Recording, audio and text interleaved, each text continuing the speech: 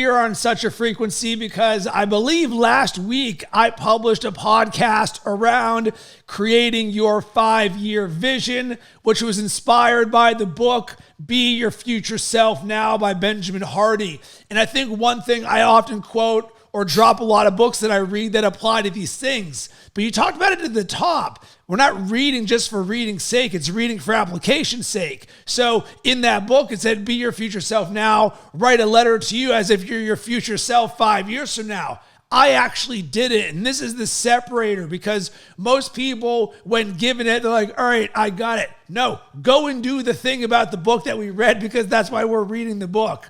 And Travis, I didn't even get to an intro for this episode yet, and I'm totally cool with it because you're literally leading me to where we're going. So the next question that I have for you, and you actually teed this up, what is one of your superpowers? Because you are a master creator, and there's so many things about you that I admire and the world admires. But what is one of your superpowers? I think my superpower is that I am unafraid to fail, meaning that I will try anything I'm excited about. And even if it doesn't do well, I am okay with that. So I don't think that anybody can fail. I think you need to take on the identity of a scientist, right? I've never met a scientist who told me, well, I'm a failed scientist, because all scientists do is fail. They're testing to get to a result. And some projects take 7 years just to find one molecule, right?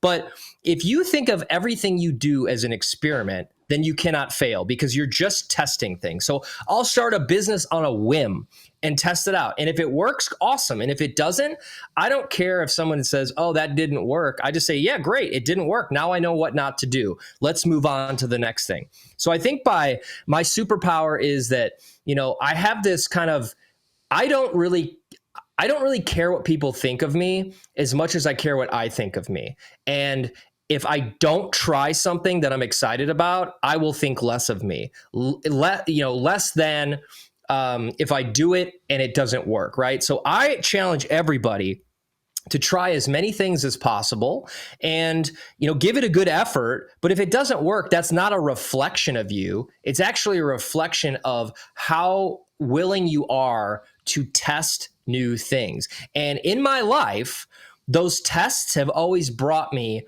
very interesting things. For example, I have a company called Poddex, okay? It was a complete accident, was a complete test, all right, that went to a 6-figure business. It was different than what I was trying to do at the time.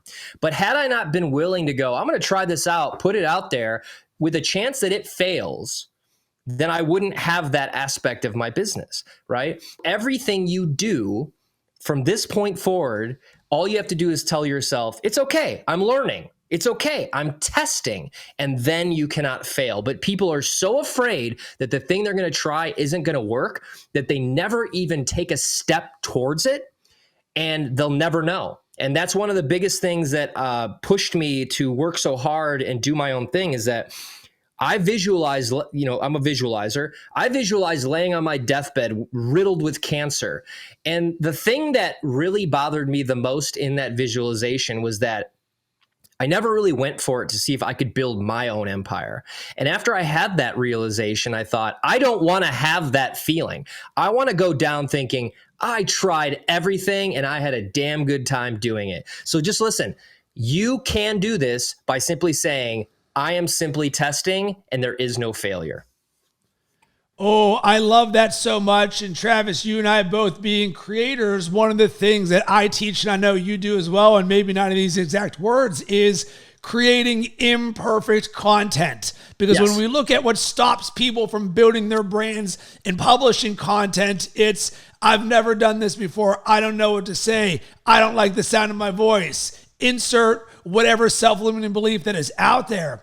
But when you can get to the point where you're like, it's not actually about the content, it's about the action. And the analogy I always give that I love that resonates with me is a painter doesn't paint only to sell a painting. A painter paints because they love to paint. But so many people in the world as a whole puts the metric of success on the selling of the painting, without realizing that the reason we started to paint in the first place is that we love to do it. And